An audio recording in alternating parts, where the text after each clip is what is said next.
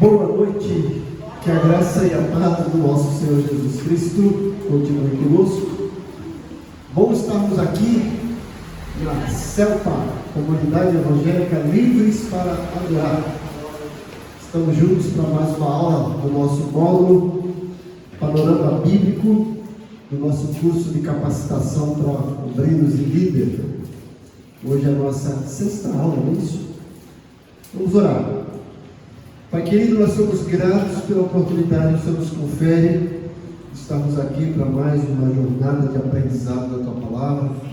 Esse grupo de alunos que se dispôs para aprender, para ser usado por Ti como obreiros qualificados em suas igrejas. Nós pedimos que o Senhor nos abençoe grandemente, que durante esse curso eles possam cada vez mais crescer na graça e no conhecimento, para serem usados como canal de bênção em suas igrejas. Nos deu uma aula abençoada, nós oramos agradecidos em nome de Jesus. Amém.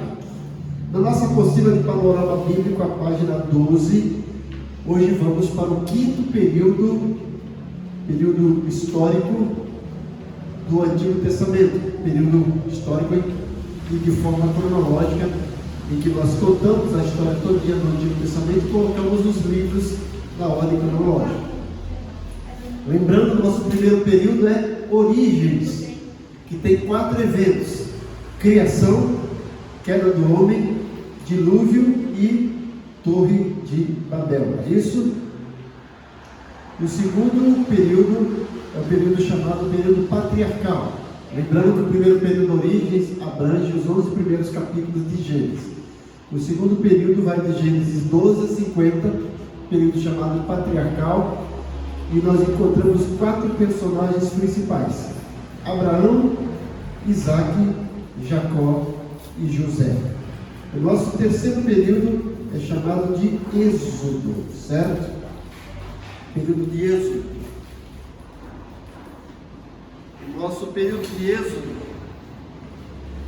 nós temos aí a palavra Êxodo, significa saída. Nesse período, o Êxodo abrange o livro Êxodo, Levítico, Números e Deuteronômio. E nós temos 6 eventos: pragas, Páscoa, Mar Vermelho, Maná, Tábuas da Lei e Torre de Babel. O quarto período, período de conquista. O livro de Josué conta essa história. Nós temos 2 eventos: conquista da terra e a divisão da terra entre as 12 tribos, certo? E hoje vamos para o nosso quinto período, está aí na apostila, na página 12. Período chamado de Juízes. O que acontece, gente?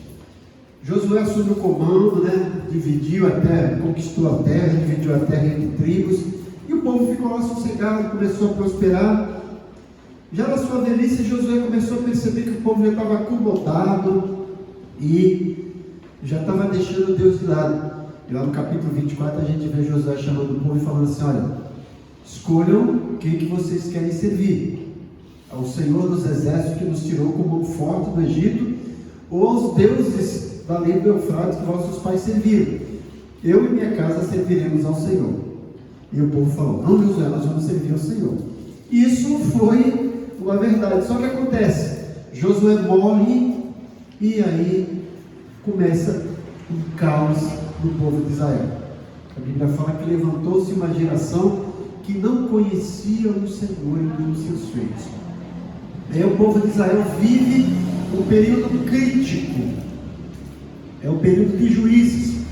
Paralelo a Juízes, no livro de Juízes, está acontecendo a história de Ruth, que vocês conhecem o livro de Ruth, né? Então esse período de Juízes abrange mais ou menos 350 anos da história de Israel, agora na terra prometida, em Canaã, certo? É o período chamado de regime teocrático, em que Deus era o rei invisível que governava o povo. Só que o povo deixou Deus de lado. começou a pecar, entrou na idolatria. E para vocês terem uma ideia, o resumo desse período está em Juízes 17:6 e Juízes 21:25. Chegou a nossa modelo, Gisele? Vamos lá. Juízes 17:6 e Juízes 21:25. Para vocês verem como é que era a situação nesse período chamado de Juízes.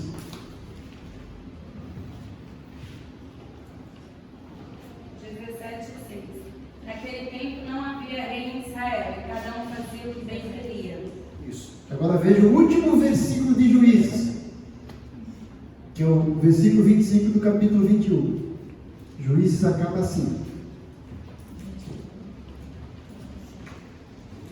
naquele tempo não havia rei em Israel, e cada um fazia o que bem queria. Vendo? Era como se fosse a casa da mãe Joana, né? O povo entrou em decadência, os israelitas foram infiéis a Deus. E por causa disso, Deus os entrega nas mãos de seus opressores. E nesse período Israel viveu um ciclo vicioso de pecado, escravidão, súplica e salvação. E o que acontecia? Eles pecavam, e por causa do pecado Deus permitia que os povos vizinhos inimigos viessem e os escravizassem. E eles se tornavam escravos, e aí quando caía em si, pedia perdão, suplicava, Deus levantava um juiz, que era uma espécie de guerreiro. Esse juiz ia lá, derrotava os inimigos, e o povo ficava numa boa, voltava a pecar de novo. 7 vezes vocês verão esse ciclo vicioso no livro de Juízes, durante 350 anos. Então esses juízes foram uma espécie de guerreiros, heróis nacionais. Tiveram diversos problemas de ordem moral e espiritual, mas nem por isso Deus deixou de usá-los, certo? Na página 13 vocês estão vendo aí, ó, o ciclo vicioso. No capítulo 2, versículo 7 a 23, vai contar um pouquinho de como que era essa situação. Alguém leia aí Juízes 2, do 7 ao 23. Não precisa chegar ao 23, mas logo no começo a gente percebe como que era esse ciclo vicioso de pecado, escravidão, súplica e salvação. Diz assim: o povo de Israel serviu a Deus, o Senhor, enquanto Josué viveu. Depois que ele morreu, eles ainda continuaram a servir o Senhor, enquanto viveram os líderes que tinham visto tudo que o Senhor havia feito por Israel. Josué, filho de Num, servo do Senhor, morreu com a idade de 110 anos. Ele foi sepultado no seu próprio pedaço de terra, em Timnat-Heres, na região montanhosa de Efraim, ao norte do Monte Gás. Todas as pessoas daquela geração também morreram, e os seus filhos esqueceram o Senhor e as coisas que ele havia feito pelo povo de Israel. Então o povo de Israel pecou contra Deus, o Senhor, adorando os deuses dos cananeus. Eles deixaram de adorar o Senhor, o Deus dos seus antepassados, que os havia tirado do Egito. Começaram a seguir outros deuses, os deuses dos povos que viviam ao seu redor. Eles adoraram esses deuses e assim fizeram o Senhor ficar muito irado. Abandonaram a Deus do Senhor e adoraram Baal e Astarote. Versículo 14. O Senhor ficou muito irado com o povo de Israel e deixou que eles fossem atacados e roubados por povos vizinhos. Ele entregou os israelitas nas mãos dos inimigos que viviam ao redor, e por isso eles não puderam mais resistir. 15.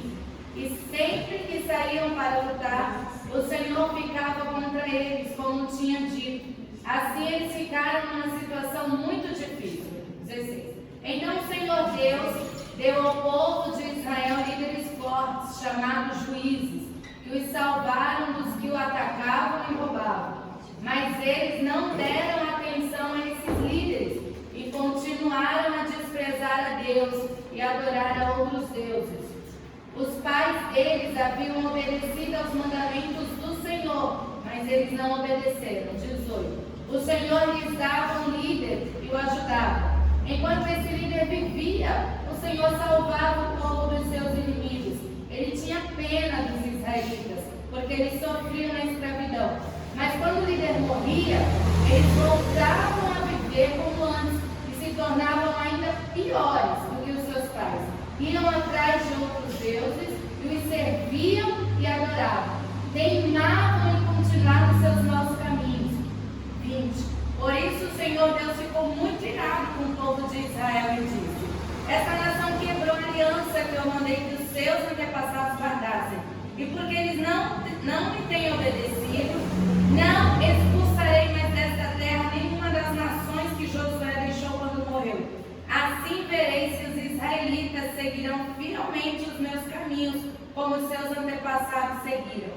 Assim o Senhor não expulsou logo da terra as nações que ele não tinha entregado a Josué, mas deixou que ficassem ali.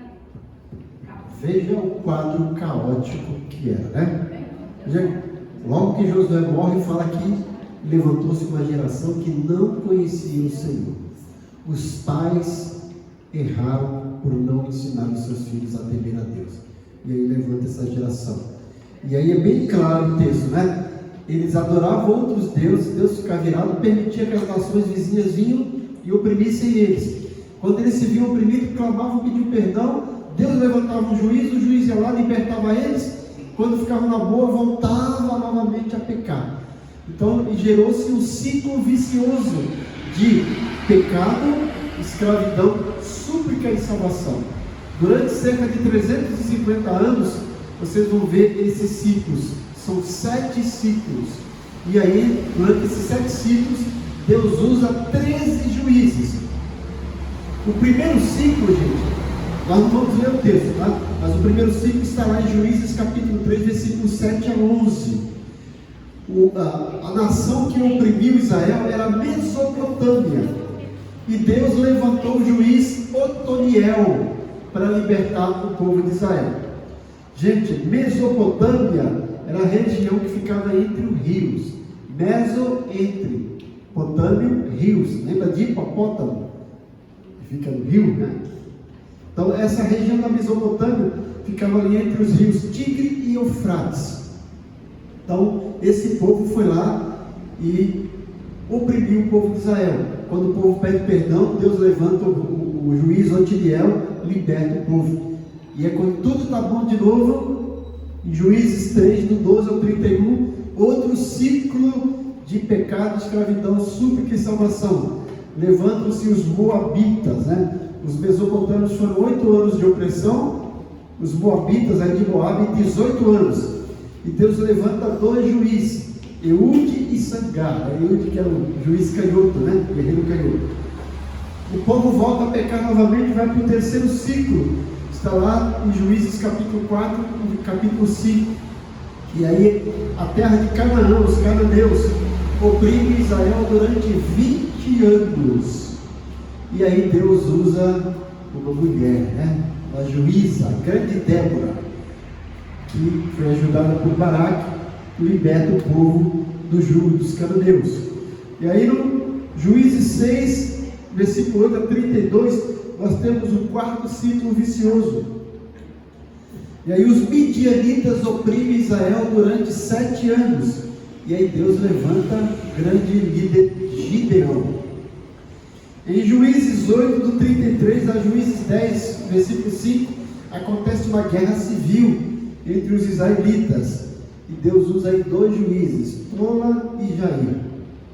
O 6º ciclo vicioso acontece em Juízes 10, versículo 6 a Juízes 12, versículo 15.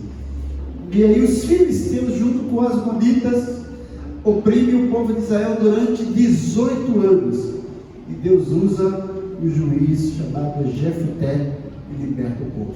E o 7º e último ciclo de pecado, escravidão, súplica e salvação vai do capítulo 13 ao capítulo 16 de Juízes. E aí os filisteus oprimem Israel durante 40 anos. Foi o pior período de opressão. E Deus levanta um grande Sansão e liberta o povo de Israel, né? Sansão casou com a maior mulher da Bíblia, né? Ela era tão grande que media Dalila. Então esse é o período de Juízes, gente. Paralelo ao livro de Juízes, está acontecendo a história de Ruth. Vocês conhecem a história de Ruth, né? Então acontece a história de Ruth paralela a esse período. Bom, o último juiz foi Samuel, que foi ao mesmo tempo juiz, sacerdote e profeta. Quando Samuel já estava meio velhinho, os filhos dele também já não estavam levando Deus a sério, o povo de Israel chega para Josué e fala assim, para Josué não, para Samuel: Samuel, nós queremos um rei, porque nós queremos ser como as demais nações. Não tinha nada de errado o povo pedir o rei, só que primeiro, não era a hora certa ainda, e segundo, a motivação deles não foi a correta. Eles queriam um rei porque queriam ser como as outras nações. E aí Samuel ficou triste e vai falar com Deus, falar assim: Senhor, eles não querem mais a minha liderança. E Deus fala assim para Samuel: Samuel, acorda, você é tolinho. Não é você que eles não querem como líder, eles não querem a minha liderança. Mas tudo bem, diga para eles o que vai acontecer se eles estiverem no rei. Deuteronômio 17, Deus já tinha falado lá para Moisés que no tempo certo daria um rei, só que agora não era o tempo certo. Mas Samuel foi lá e falou: Deus falou isso, o povo: não, mesmo assim nós queremos um rei, nós queremos ser como as outras nações. E aí aconteceu o que você sabe. O povo de Israel agora se torna o reino chamado Unido. Durante 120 anos eles tiveram 3 reis, cada um deles reinou 40 anos. O primeiro rei foi Saul. O povo se precipitou, Deus ainda ia preparar Davi para ser o rei, mas o povo teimou e acabou tendo como rei Saul, certo? Nesse período do Reino Unido, gente, durante 120 anos, nós temos a história contada no livro, no primeiro e segundo livro de Samuel, no primeiro livro de Reis, no primeiro livro das Crônicas. Acontece também o livro de Salmos, Provérbios, Eclesiastes e Cantares.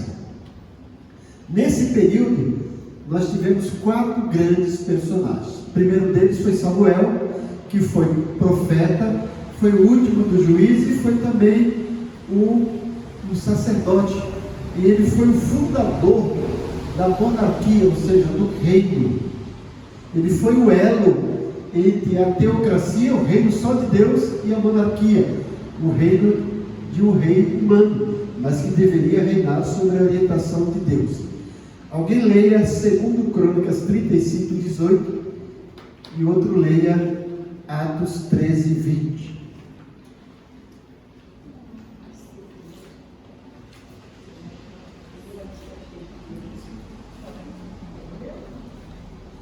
Segundo Crônicas 35 e 18 e outro Atos 13 e 20.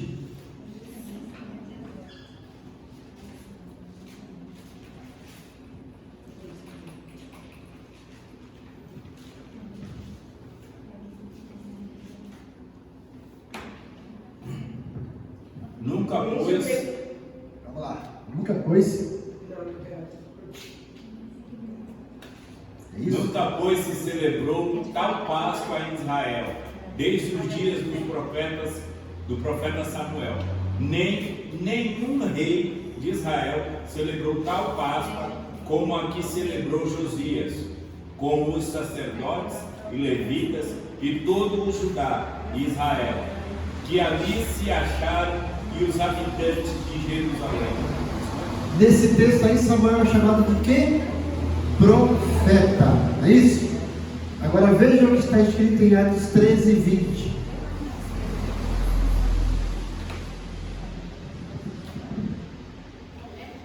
Pode. E depois disso, por quase 450 anos, e deu juízes até ao profeta Samuel. Olha só. juízes até o profeta Samuel. Samuel foi ao mesmo tempo, gente, juiz, profeta e sacerdote. Ele exerceu aí 3 ofícios, né? Bom, depois Samuel vai lá, ouve o povo, e sob a orientação de Deus, ordena aí e unge Saul como rei. Saul reinou 40 anos e foi um rei sem coração. Depois vem Davi. Davi reinou 40 anos, foi um rei segundo o coração de Deus. Depois vem Salomão, reinou mais 40 anos. Salomão foi um rei com o coração dividido entre Deus e as mulheres, né? Salomão ia tão bem, pediu sabedoria, né, gente? Mas aí se deixou encantar pela beleza das mulheres, acabou casando com mulheres para fazer aliança política. E a Bíblia fala que ele chegou a ter, né, 700 mulheres, né, 300 concubinas, ou seja, teve 1000 esposas, né? Se hoje fosse fazer um filme de Salomão, seria As Minas do Rei Salomão. Se fosse pagar pensão alimentícia hoje, coitado dele, né? Bom, esse período então durou 120 anos, com 3 reis, cada um deles reinando durante 40 anos. Vamos ver alguns fatos relevantes durante esse período de 120 anos, que é chamado período de Reino Unido. As causas da queda do primeiro rei de Israel, Saul. Primeiro, impaciência. Veja lá, 1 Samuel 13, do 8 ao 14.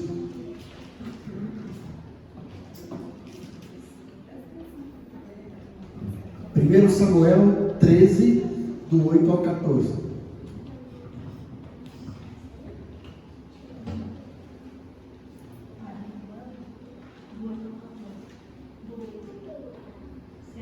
Seguindo as instruções de Samuel, Saul esperou 7 dias, mas Samuel não foi até lá, e o povo começou a abandonar Saul e sair dali. Então Saul lhes disse: tragam animais para o sacrifício, que é completamente queimável para as suas ofertas de paz. Ele ofereceu o sacrifício, e quando estava terminando, Samuel chegou. Saul foi ao encontro dele para cumprimentar, mas Samuel disse: o que foi que fez? Saul respondeu: eu percebi que o povo estava abandonando e indo embora. Você também não veio como havia prometido, e os filisteus já estavam reunidos em Micamás. Aí eu pensei: os filisteus vão descer de Gilgal para me atacar, e ainda não tentei conseguir a ajuda de Deus, o Senhor. Então achei que tinha que oferecer o sacrifício. Veja, ele foi impaciente, vai oferecer sacrifício que não podia ser feito por ele. Era só para o sacerdote, né? Desobedeceu, foi impaciente. Depois disso, ele erra a segunda vez, lá no capítulo 15, a gente não precisa ler, né? Mas Deus usou Samuel e falou: você vai derrotar o povo, acabe com tudo, não pegue nada. E aí, daqui a pouco Samuel chega, fala assim: Saul, você obedeceu a ordem que eu falei? Sim. Você não poupou nada? Não. Ele fala: e esse mugido que eu estou ouvindo aí de bois e vacas? Aí Saul fala: eu poupei o melhor dos animais para oferecer sacrifício ao Senhor. E aí Samuel fala assim: Saul, Deus está mais interessado em obediência do que sacrifício. E a partir daí, gente, a vida de Saul foi a ladeira abaixo, né? Ele começa a ficar possesso por demônio, por inveja de Davi, né? E chega no terceiro período da queda relevante dele, que ele consulta uma médium, lá em 1 Samuel, capítulo 28, do 7 a 19. A gente não precisa ler, né? Mas outro erro de Saul. E aí depois Deus vai levantar Davi. Então nós temos aí na apostila o reinado de Davi. Davi foi sujeito a um duro período de treinamento antes de exercer o reinado de Israel. Foi perseguido por Saul. Deus queria preparar Davi para ser realmente um rei segundo o coração de Deus, e assim ele foi, né? Sob o seu reinado, Israel alcançou a sua maior extensão territorial. Davi conquistou povos. Davi venceu grandes batalhas e fez com que o povo de Israel agregasse várias terras que já devia ser deles, o que não tinham conseguido até então. Davi foi um homem de guerra. Todo o seu reinado foi marcado por guerras. E outra coisa interessante, ele não pôde construir o templo para o Senhor. Ele queria construir, Deus falou assim: não vai ser você. Você derramou muito sangue, mas faz a preparação aí, deixa tudo pronto. O seu filho, que vai substituir você, vai construir o templo. E foi o que aconteceu. Salomão, posteriormente, constrói o templo. Mesmo sendo um homem fiel a Deus, um homem segundo o coração de Deus, Davi errou.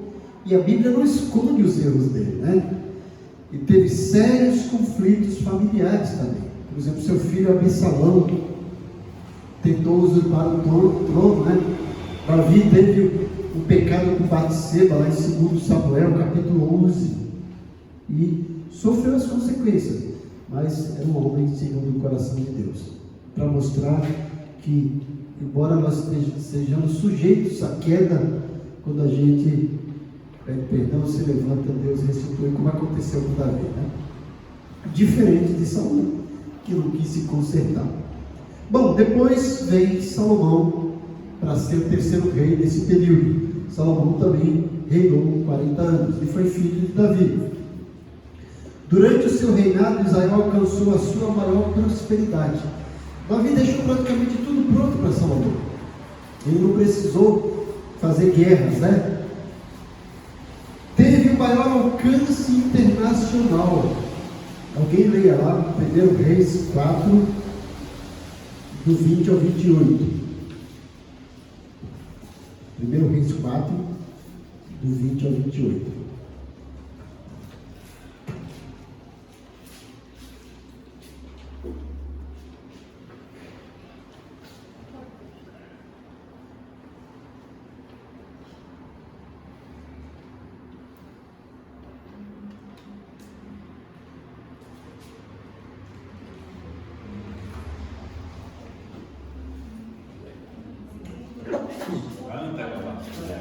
Oi? Se alguém quiser. Olha lá, dá para ler aqui, gente. Fica mais fácil para vocês aí. Benaia, filho de Joaida, sobre Não. Moisés. 4 do 20 ao 28. 1 Reis 4, do 20 ao 28. Eram, pois, os de Judá e Israel, muitos como Maria que está junto ao mar em multidão, comendo e bebendo e alegrando-se. E dominava Salomão sobre todos os reinos, desde o rio até a terra dos filisteus, e até o termo do Egito, os quais traziam presentes e serviam a Salomão todos os dias da sua vida. Era, pois, o provimento de Salomão cada dia 30 coros de flor de farinha e 60 coros de farinha, 10 bois cevados e 20 bois de pasto, e 100 carneiros, afora os veados e as cabras montesas, e os corços e aves cevadas, porque dominava sobre tudo quanto havia do lado de cá do rio, Tífisa até Gaza, sobre todos os reis do lado de cá do rio, e tinha paz de todos os lados em redor dele. E Judá e Israel habitavam seguros, cada um debaixo da sua videira e debaixo da sua figueira, desde Dan até Berseba, todos os dias de Salomão. Tinha também Salomão 40.000 estrebarias de cavalos para os seus carros, e 12.000 cavaleiros. Proviam, pois, esses provedores cada um do seu mês ao rei Salomão, e a todos quantos se chegavam à mesa do rei Salomão, coisa nenhuma deixava faltar. E traziam a cevada e a palha para os cavalos e para os ginetes, para o lugar onde estava cada um segundo o seu carro. Veja como Israel prosperou e cresceu sob o reinado de Salomão. Isso graças ao trabalho de Davi de conquistar terras e destruir os seus povos inimigos. Né? Salomão também construiu o templo de Jerusalém, que é um magnífico templo. Só que aí o que aconteceu, gente? Permitiu a entrada do paganismo no reino, por causa de seu casamento com mulheres pagãs. Veja 1 Reis 11, de 1 a 3.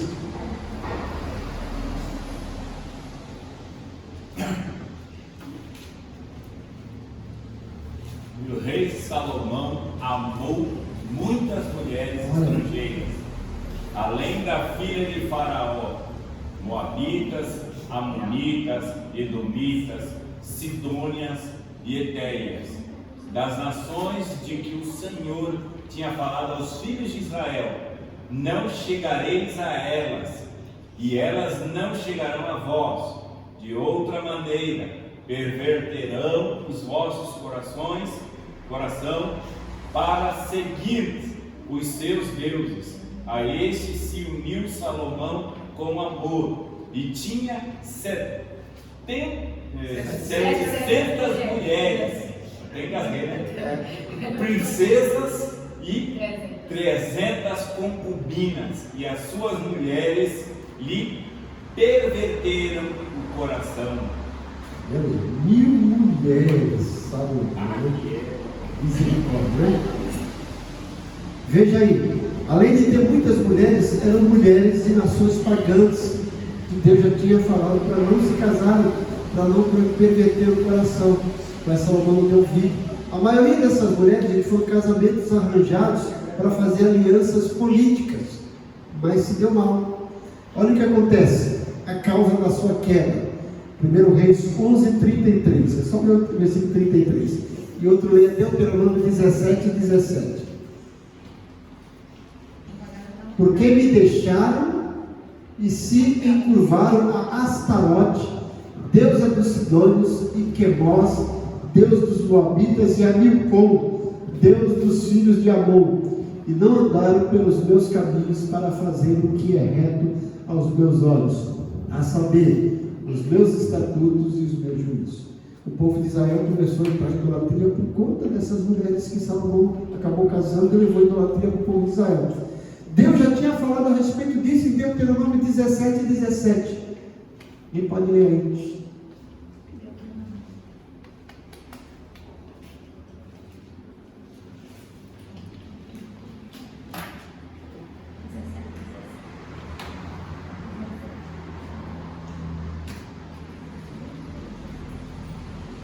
Olha lá, gente. Tampouco para si multiplicará mulheres, para que o seu coração não se desvie, nem prata, nem ouro multiplicará muito para si.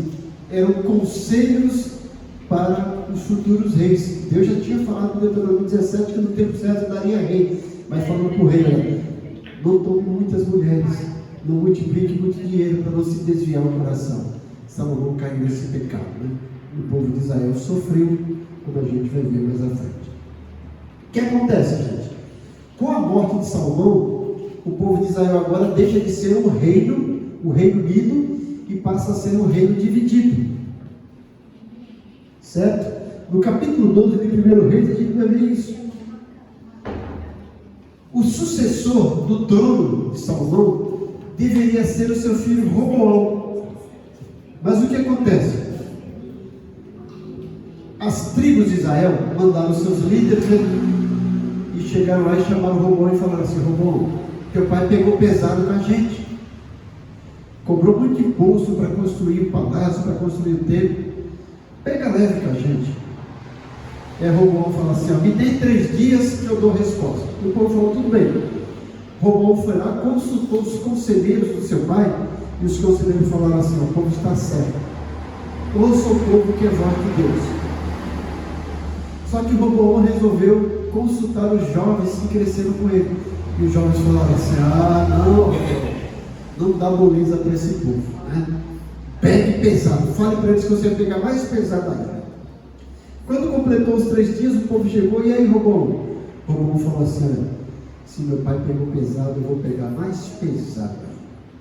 E o povo falou assim: então não queremos mais nada contigo. E aí 10 tribos romperam o pacto com Roboão e mandaram chamar Jeroboão, que tinha fugido para o Egito, tinha feito alguma coisa errada no tempo de Salomão. Mandou chamar e colocou ele como seu rei. 2 tribos foram fiéis a Roboão por conta de Davi, a tribo de Judá e Benjamim. E a partir daí Israel, que era uma nação só, passou a ser 2 nações: Reino do Norte e Reino do Sul. Nessa história do reino dividido, nós encontramos ela no 1º e 2º livro de Reis, 2º livro das Crônicas, livro do profeta Jonas, Obadias, Amós, Oséias, Miqueias, Joel, Isaías, Jeremias, Naum, Sofonias e Abacuque. Todos os profetas profetizaram durante esse período, certo? O reino do norte, gente, foi chamado de Israel, teve a sua capital Samaria e a população eram 10 tribos. Durante esse período ele teve 19 reis. Esses 19 reis foram de várias dinastias, nenhum deles foi da descendência de Davi.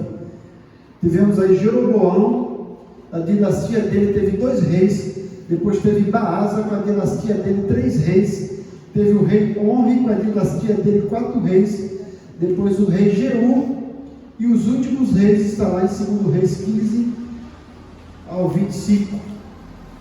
Todos esses reis, gente, do reino do norte, foram reis maus, nenhum deles foi bom. O pior deles, antes que a aula acabe, quem foi? Acabe. E na realidade quem mandava era Jezabel.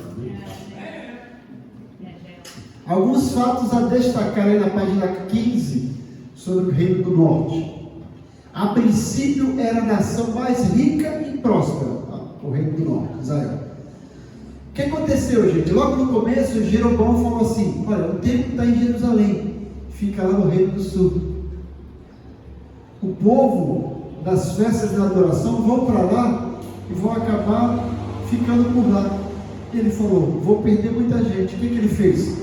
Ele colocou 2 altares de adoração e colocou 2 bezerros de ouro para se adorar. E começou a idolatria aí. Então, locais de adoração, 2 bezerros de ouro, em Dan e Betel. E houve, nesse período, gente, uma sequência de conspiração e assassinatos. Irmão matando irmão, mãe mandando matar sucessor do reino para que seu filho reinasse, né? Foi uma tremenda conspiração e sangue. Os piores reis foi Acabe e Omri. Nesse período houve o ministério profético de Elias e Eliseu, Amós e Oséias. O reino do sul, Judá, capital Jerusalém. População, apenas 2 tribos, Judá e Benjamim. Está lá em 2 Reis, capítulo 12, de 1 a 24, e 2 Crônicas, capítulo 10 ao capítulo 11, versículo 4. Teve 20 reis e uma apenas dinastia. Apenas uma dinastia, né? Foram todos descendentes de Davi. Fatos a destacar no reino do sul. Aos poucos o reino de Judá foi se destacando diante do reino de Israel. Local de adoração, Jerusalém, o templo. Reis que se destacaram: o rei Asa, Josafá, Ezequias e Josias. Esses 2, gente, né, fizeram uma grande reforma, trouxeram de volta a lei e a palavra de Deus, né? Nesse período, acho que foi no rei de Josias, o povo começou a ler a lei e percebeu, foi uma coisa fantástica, percebeu que havia um pecado porque tinham deixado de dizimar. E aí resolveram começar a dizimar e dar os dízimos atrasados dos cereais, né, das lavouras, e o rei mandou construir novos celeiros para colocar os dízimos. Chegou uma hora que o rei falou assim para eles: não cabe mais, parem de dizimar, né? Isso é o sonho de cada pastor, né? Poder falar isso, né? Mas o pastor vai ter que falar assim: não parem de dizimar, né?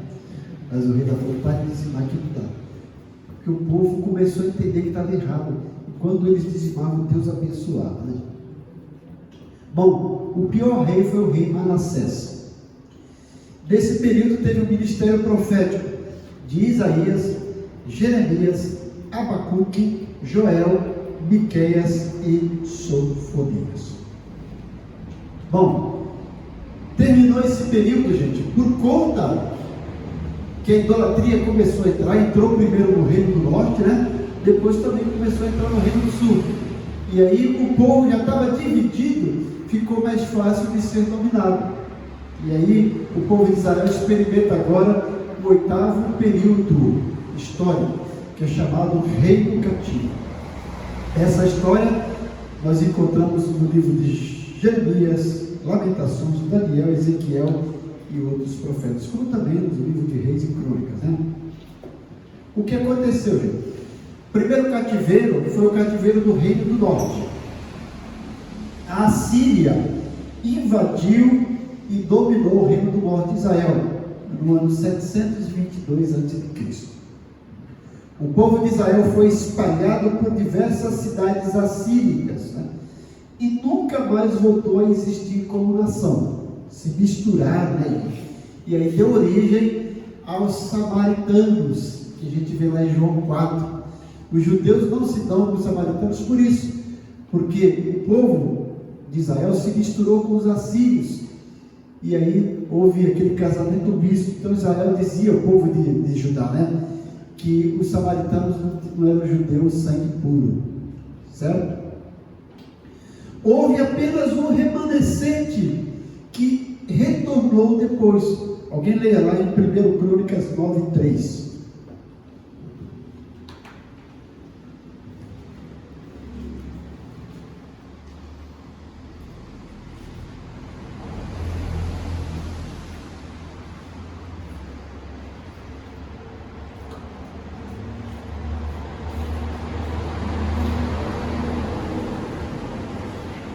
Crônicas 9:3.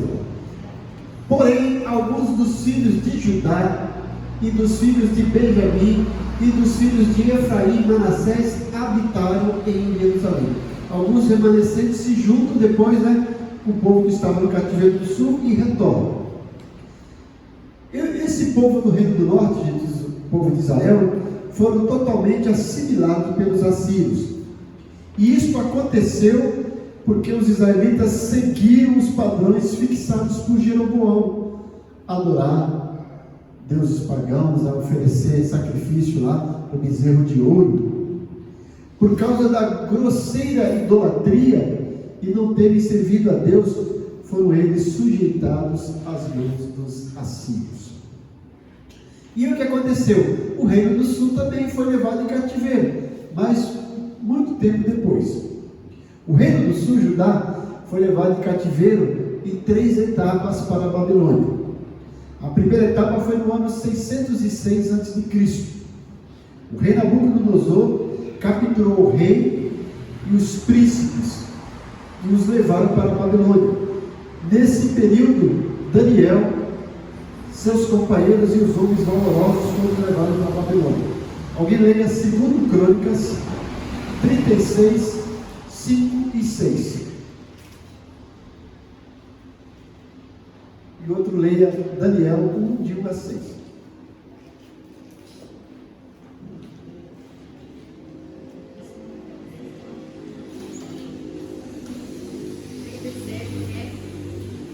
Segundo Crônicas 36, 5 e 6.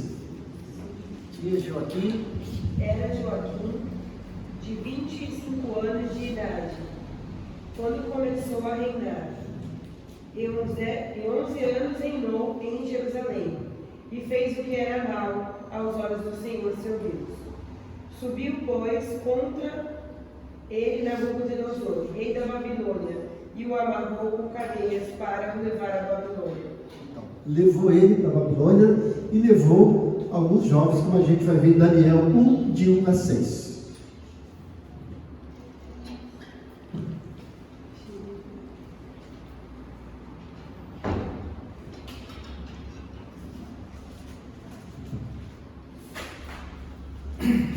No ano terceiro do reinado de Jeoaquim, rei de Judá, veio Nabucodonosor, rei de Babilônia, a Jerusalém e a sitiou.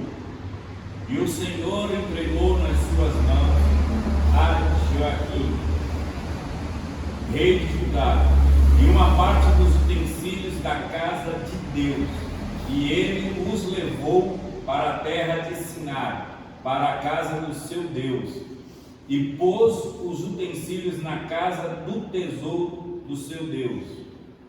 E disse o rei a Aspenaz, chefe dos seus eunucos, que trouxesse alguns dos filhos de Israel e da linhagem real e dos príncipes, jovens em que não houvesse defeito algum, de boa aparência, e de instruídos em toda a sabedoria, e doutos em ciência, e entendidos no conhecimento, e que tivesse habilidade para assistirem no palácio do rei, e que lhes ensinassem as letras e a língua dos caldeus.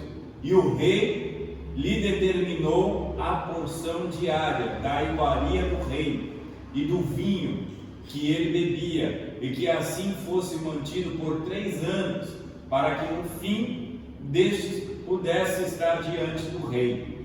E entre eles se achavam os filhos de Judá, Daniel, Ananias, Misael e Azarias. E chegando lá, tiveram o nome trocado para Beltesazar, não é isso? Sadraque, Mesaque e Abednego, não é isso? Bom, 8 anos depois, ou seja, no ano 598 a.C., Nabucodonosor tomou o rei Joaquim, né, e 10.000 cidadãos proeminentes e levou mais uma vez para a Babilônia. O profeta Ezequiel foi levado cativo nesse período. Alguém leia 2 Reis 24, do 14 a 16.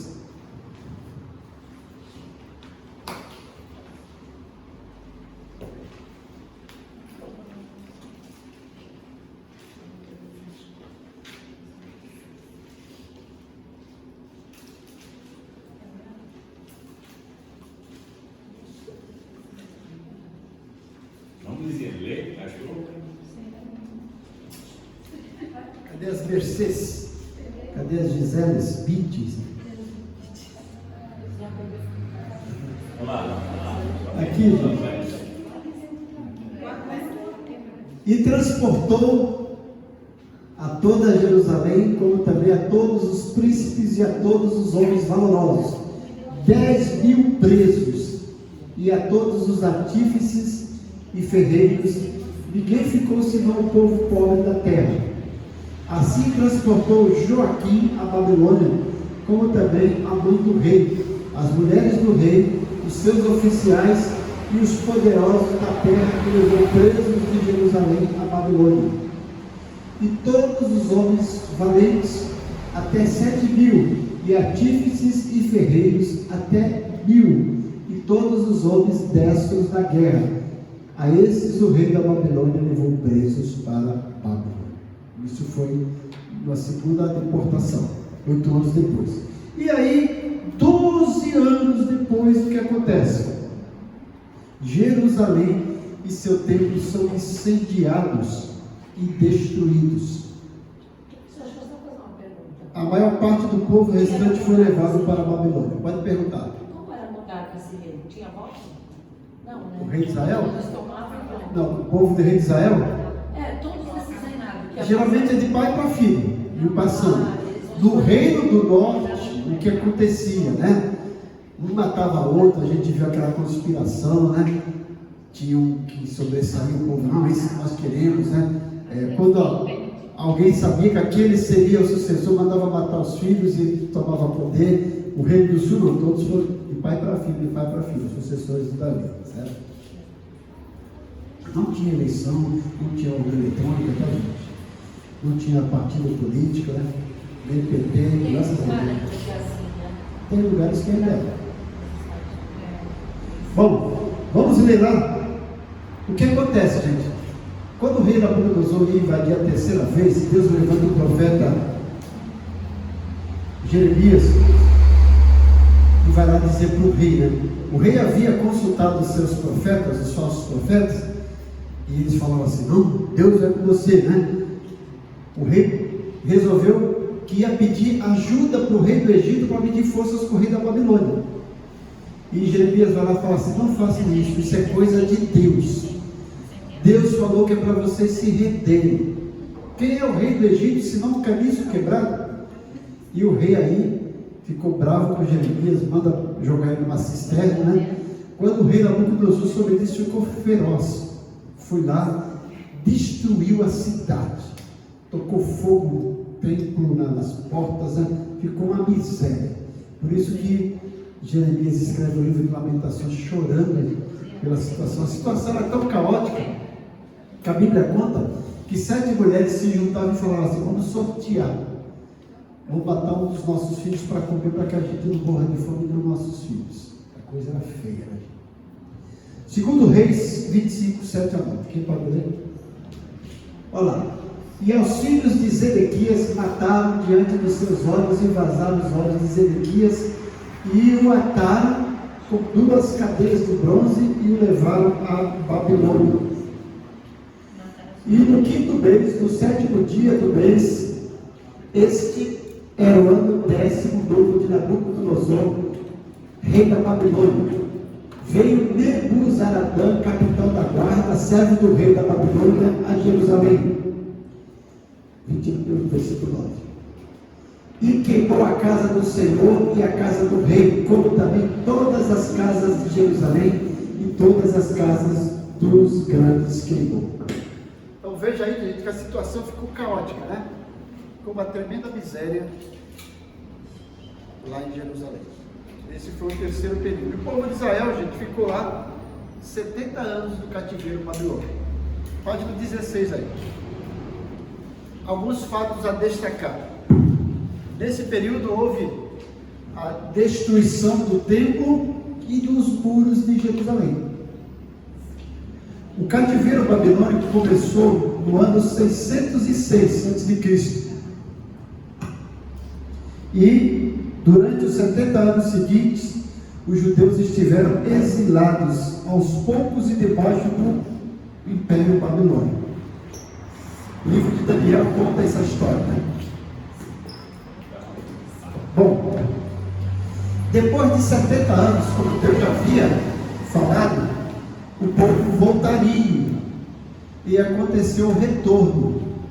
Nesse período de retorno, gente, nós temos o livro de Esdras, Neemias, Esther, Ageu, Zacarias e Malaquias. 3 livros históricos e 3 livros proféticos, certo? Da mesma forma como o povo foi em 3 etapas, o povo também retornou em 3 etapas. O primeiro retorno foi no ano 520 a.C. E aí Zorobabel volta e reconstrói o templo. Esse templo, gente, era para ser reconstruído em 4 anos. Eles começam a trabalhar com o gás todo no primeiro ano, depois param de trabalhar e ficam 15 anos parados. Aí Deus levanta o profeta Ageu, que dá uma dura neles, e aí eles voltam a trabalhar, e aí mais 4 anos eles reconstruem o templo. Então, um templo que era para ser reconstruído em 4 anos levou 20 anos para ser reconstruído. Gente, esses 3 retornos acontecem assim, ó. O primeiro retorno é contado no livro de Esdras, capítulo 1 ao capítulo 6. Entre o capítulo 6 e o capítulo 7 de Esdras acontece toda a história de Esther, lá no Império Persa. E do capítulo 7 ao capítulo 10, o segundo retorno. E o terceiro retorno está no livro de Neemias, certo? Então, o primeiro retorno, no ano 520 a.C., Zorobabel volta e reconstrói o templo. Segundo retorno, no ano 457 a.C., Esdras vem e reforma o povo, ensinando a palavra, porque era um escriba capacitado. E o terceiro retorno foi no ano 444, com Neemias, que reconstrói os muros.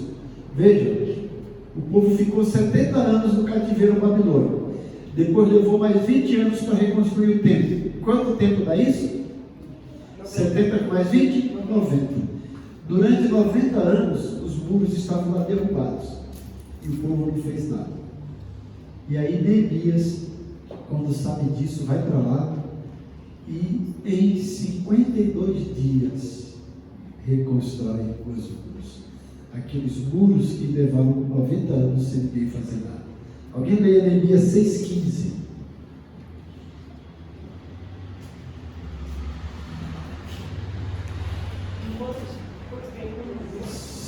É, 90 anos sem reconstruir, Neemias chega em 52 dias reconstrói. Neemias 6,15. Acabou-se, pois, os muros aos 25 do mês de Elul, em 52 dias. Gente, Neemias, um líder fantástico. Ele pega esse povo desmotivado, motiva esse povo, põe para trabalhar e ainda debaixo de uma severa oposição e perseguição de 3 tribulosos: Tobias, Gesem e Sanballat. Neemias consegue esse êxito de reconstruir os muros em 52 dias. O capítulo 3 de Neemias é um capítulo fantástico. Mostra ele colocando o povo para trabalhar em equipe. Quando a gente trabalha em equipe, as coisas acontecem. E olha, veja a estratégia de Neemias. Ele colocou o povo para trabalhar em equipe, mas cada equipe praticamente frente da sua casa. Se fosse hoje, ia evitar vale transporte, e você fazer uma coisa de frente da sua casa, você vai querer fazer o melhor, né? Imagine o povo, os homens trabalhando lá, daqui a pouco dá uma subida, aí chega lá Gisele com pudim, né? Chega outra com um cafezinho, trabalhando, e o povo servindo. Então Neemias aproveitou essas facilidades. Em 52 dias ele conseguiu fazer com que os muros fossem reconstruídos por aquele povo que durante 90 anos não fez nada, né? Um grande exemplo de motivação. Alguns fatos a destacar nesse período de retorno. O povo começou a voltar para ajudar a partir de um decreto do rei Ciro, o rei persa. Alguém leia Esdras 1, de 1 a 4.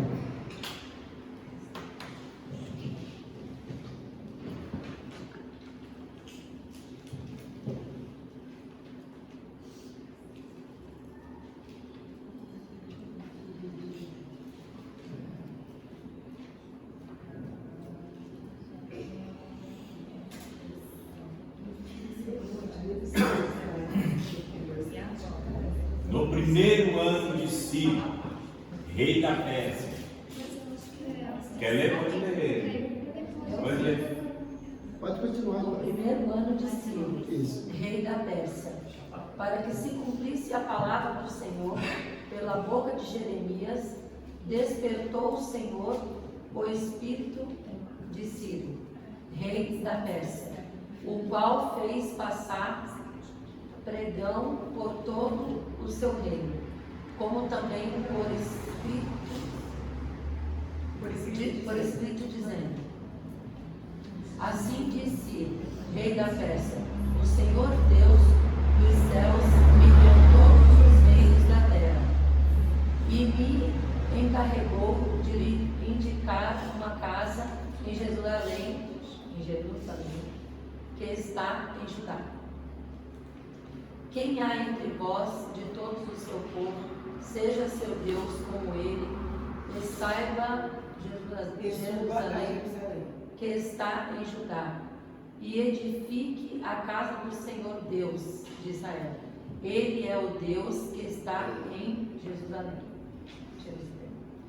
E todo aquele que fica atrás em algum lugar em que andar peregrinando, os homens do seu lugar o ajudarão com prata, com ouro, com bens e com galhos, além das dádivas voluntárias para a casa de Deus, que está em Jerusalém. Veja então, Ciro reconhece que Deus havia lhe dado o reino sobre toda a terra. Ele fala assim: o Senhor me fez rei sobre toda a terra e me encarregou de reconstruir uma casa para ele. E Ciro fala: agora vocês voltam. E Ciro pede para que o povo da Pérsia dê prata, ouro, gado para o povo de Israel voltar. E ele próprio dá donativos. Ele libera os utensílios do templo que Nabucodonosor tinha furtado para que o povo volte e reconstrua. Né? E como eu falei, era para ser 4 anos e se estendeu para 20 anos.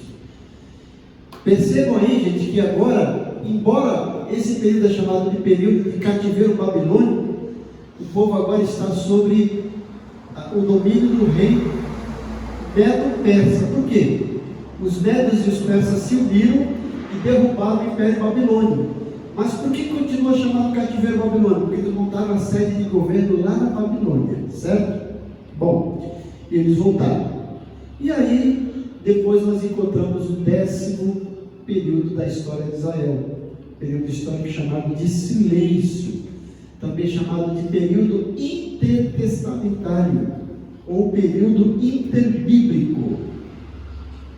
Foram 400 anos de silêncio profético. Deus estava julgando Israel e preparando a vida para o Messias, a vida para Jesus. Então esse período é chamado período interbíblico.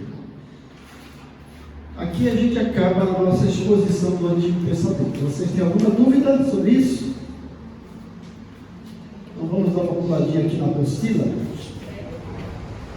na página 20.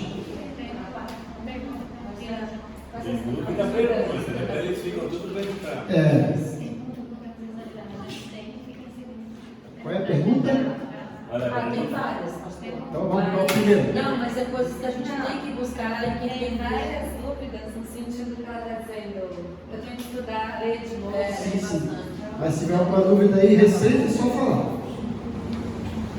Gente, vamos ver como é que foi esse período intertestamentário. Página 20 da apostila. Nesse período, 400 anos de silêncio profético, que é o período entre o Antigo e o Novo Testamento, Deus estava preparando o cenário para a vinda de Jesus. Os 4 grandes impérios contribuíram com isso, tá? Alguém leia Gálatas 4:4.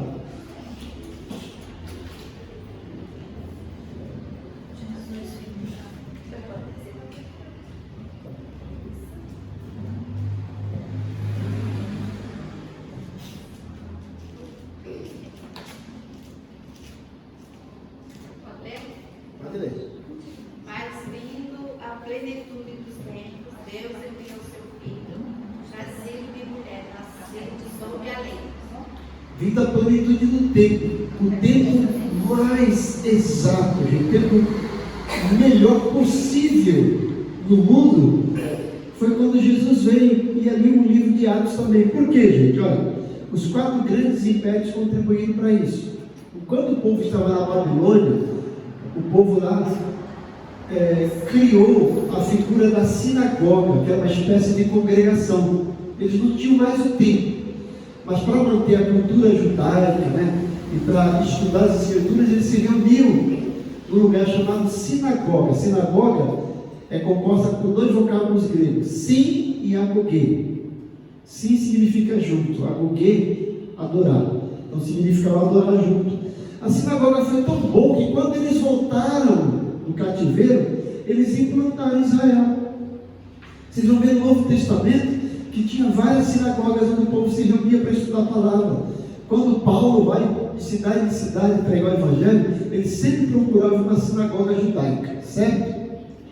Depois veio o Império Medo-Persa, que permitiu o retorno do povo para Israel e permitiu a reconstrução do templo. Aí veio o Império Grego de Alexandre o Grande, que conquistou o mundo todo e implantou uma língua universal grego. Durante o período grego, todo o povo falava a sua língua natal e o grego. Era mais fácil se comunicar. E também difundiu a cultura grega, fez o povo pensar, questionar as coisas. Na época que Jesus veio, o império que estava na época era o Império Romano. O Império Romano resolveu implantar a linguagem grega como linguagem universal. Então, na época de Jesus, todo mundo podia se comunicar livremente, porque falava a sua língua, e quando era com outro povo, falava o grego. Tanto é que naquela época de Jesus, 70 judeus se juntaram e traduziram o Antigo Testamento do hebraico para o grego. Isso era chamado a versão Septuaginta. Já viram falar? Septuaginta. Era a Bíblia que eles tinham. Então todo mundo podia ler. Além disso, o Império Romano contribuiu para a construção de estradas. Estradas bem pavimentadas e bem guardadas por tropa romana. Havia uma paz, não havia mais guerra. Havia duas grandes estradas, a Via Inácia e a Via Ápia, que ligava as grandes metrópoles e ligava toda a parte à capital do Império, que era Roma. Por isso que tem aquele ditado, que quem tem boca vai a Roma. Bom, então quando Jesus nasceu, tudo isso contribuiu para ele vir. Veja aí, gente. Então o Senhor estava preparando o mundo para a vinda de Jesus. Em Jeremias 31, 31 a 35, a gente não precisa ler, mas o profeta já tinha falado que Deus ia fazer uma nova aliança com o povo. Que aquela aliança do Antigo Testamento já estava alguns dias contados. O povo, depois do cativeiro, depois do retorno, lá em Malaquias, fracassou. E aí, como eu falei, surgiu as sinagogas e surgiu também grupos religiosos. A gente não vê esses grupos religiosos no Antigo Testamento, mas no Novo Testamento a gente vê lá os fariseus, saduceus, não é isso? Os herodianos, né? Os zelotes. A gente vai ver aqui um pouquinho deles. E houve também a profecia de Malaquias, falando do precursor de Jesus e a vida do Messias, a partir do capítulo 3. Nesse período entre os testamentos, nós encontramos aí na apostila um gráfico de mudanças.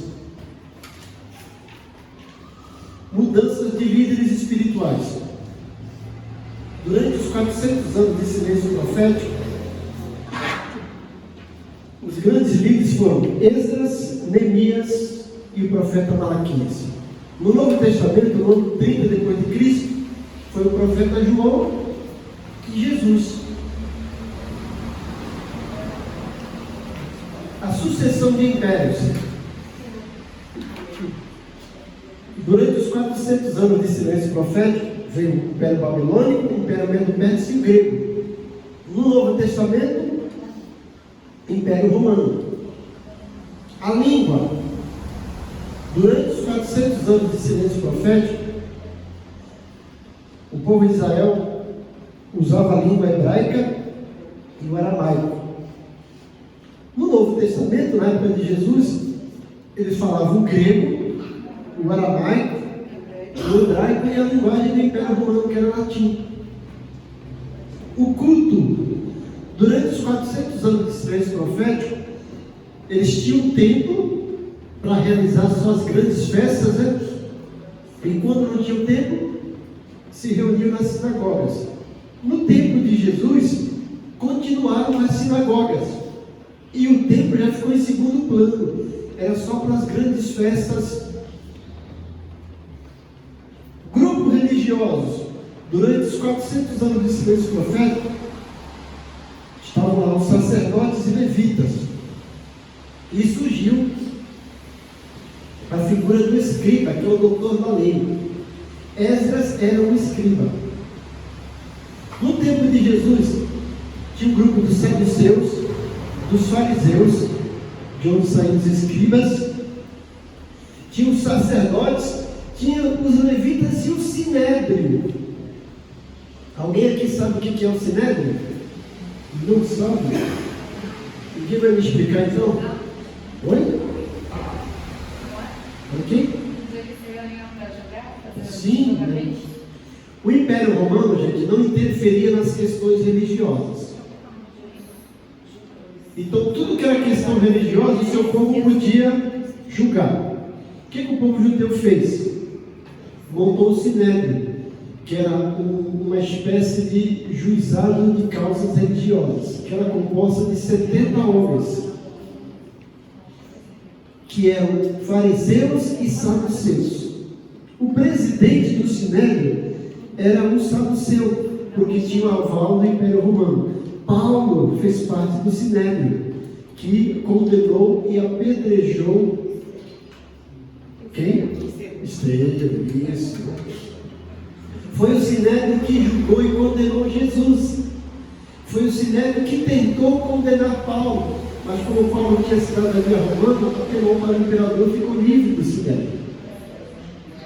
E tinha outros grupos, que eram grupos religiosos, mas tinham mais um cunho político. Os herodianos, de onde saíram os cobradores de impostos, né? Os zelotes, que era um povo linha dura, Simão era zelote, né? E os essênios, era um povo que vivia isolado da multidão, viviam, né? No povoado, bem afastado. Provavelmente João Batista era uns essênicos. As mudanças de impérios, conforme a gente vê em Daniel capítulo 2, versículo 31 em diante, né? Na página 21. Os assírios, de onde surgiram os samaritanos, depois veio a Babilônia, de onde surgiram os escribas e a sinagoga, veio os medos e os persas, que permitiu que o povo retornasse, veio a Grécia, sob a liderança de Alexandre o Grande, que implantou a cultura e a língua grega. E com a morte de Alexandre, o Império Grego se dividiu em 4 generais, né? E depois surgiu o Império Romano. E durante essa sucessão de grego para os romanos, aconteceu a revolta dos macabeus, aquele livro da história dos hebreus, que foi a Joséfo conta isso, né? Judas Macabeu. O Império Romano contribuiu com várias estradas pavimentadas e o que eles chamavam de Pax Romana. Havia paz. E era um povo que trabalhava no politeísmo, vários deuses, mas cada nação podia adorar o seu Deus. E tinha a cultura romana, que era um povo bem prático, mas resolveram também implantar a cultura grega. E aí houve também a mudança dos grupos religiosos durante esses 400 anos até a vinda de Jesus. Os escribas, que eram copistas que copiavam a lei, que ensinavam a lei, eram chamados de intérprete ou doutor da lei. Esdras era um texto, conforme a gente lê em Esdras 7,6. Os fariseus, que eram grupos separatistas, conservadores e legalistas, era o grupo de maior proeminência no tempo de Jesus, né? Os saduceus, que rivalizavam com os fariseus, eles eram helenistas, ou seja, adotavam a cultura grega, eram meio liberais, se davam bem com os romanos, faziam parte da aristocracia, e os sumos sacerdotes sempre eram os saduceus. E houve o Sinédrio que eu falei para vocês, de setembro, né? Atos capítulo 23, 7, conta um pouquinho sobre a figura do Sinédrio. Houve também a mudança de grupos políticos. Os herodianos, né? Que Herodes não é um nome, tá, gente? É um título. E gostavam de dar um jeitinho em tudo, né? Os cobradores de impostos. Os essênios, que era uma seita monástica que viviam isolados. De lá surgiram uma grande descoberta em 1947, os rolos do amor, cópia do livro de Isaías, numas cavernas de Qumran, onde ficavam os essênios. E os zelotes, que defendiam o governo de Deus, a teocracia pura, eram nacionalistas, né, rebeldes que queriam se rebelar contra todo o governo humano. Houve também a mudança de línguas. O povo no Antigo Testamento falava hebraico, né? E quando foi para a Babilônia começou a falar o aramaico. No retorno, continuou falando hebraico, aramaico e a língua grega, que todos se comunicavam. E também houve aí finalmente a mudança do culto. O povo povo começou, além de dar continuidade às festas grandes do tempo, começou a se reunir nas sinagogas, nas congregações, para estudar a lei e continuar com a tradição. Certo, gente? Com isso, nós terminamos a nossa apostila, terminamos a nossa aula de panorama bíblico, principalmente no Antigo Testamento, para a gente ter uma noção. Espero que vocês agora estejam com a mente aberta para ter essa noção um pouco do que é. Tá? Qualquer dúvida, estou aqui para responder. Né? Tem um grupo aí do WhatsApp que vocês também podem perguntar, ou entrar no meu PV e perguntar. Tem a apostila para vocês aí seguirem, né? E aí, lembrando, semana que vem eu estarei aqui, eu vou viajar, né? E na outra semana a gente volta para começar uma nova matéria, certo? Eu estou pensando da gente estudar métodos de estudo bíblico. Pode ser, pastor Damião? Fica a critério de vocês, porque o curso é para a preparação de vocês aí, né? Eu sei que vocês gostaram daquele pouco que eu falei de escatologia, né? Sobre Apocalipse, aquele fim, quem sabe a gente estude também. Mas a ideia é essa, ensinar vocês a prepararem os seus próprios estudos bíblicos, quem sabe o seu sermão, preparar um devocional, tá? Preparar um estudo do personagem bíblico. E aí, daqui a 2 semanas, eu estarei de volta. Se o pastor aqui quiser a aula, semana que vem dar aula para vocês, fica a critério de vocês aí, certo? Por hoje, alguma dúvida? Não? Terminamos então nossa primeira fase, nosso primeiro módulo, que é panorama bíblico, certo? Espero que isso tenha, como eu falei, aberto a visão de vocês para a Bíblia, para entender um pouquinho melhor, principalmente no Antigo Testamento, que é mais difícil da gente entender, né? Mas se você for ler o Antigo Testamento, gente, seguindo aqui essa apostila, vai ficar muito mais fácil para você, né? Então, você pega a apostila lá, assim, ó. Por exemplo, pega a apostila aqui e vamos ver que página.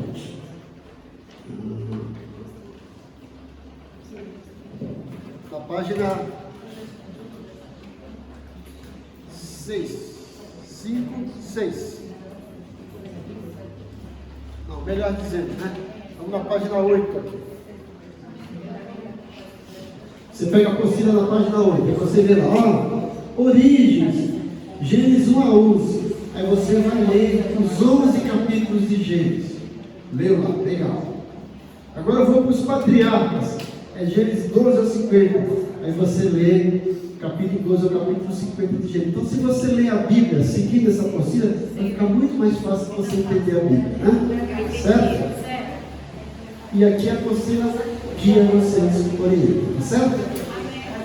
Vamos orar para terminarmos essa aula? Pai querido, nós somos gratos por essa aula, somos gratos por esses alunos que têm se aplicado para conhecer a Tua Palavra. Eu peço que o Senhor os abençoe grandemente, os use, como eu sempre peço, como canal de bênção em suas igrejas, para fazer diferença e para que a Tua Palavra seja ministrada com unção e com sabedoria. Nós pedimos isso, pedimos que o Senhor nos leve para os nossos lares e nos dê uma noite abençoada em nome de Jesus. Amém. Enquanto o mundo está escravizado pelo pecado, nós estamos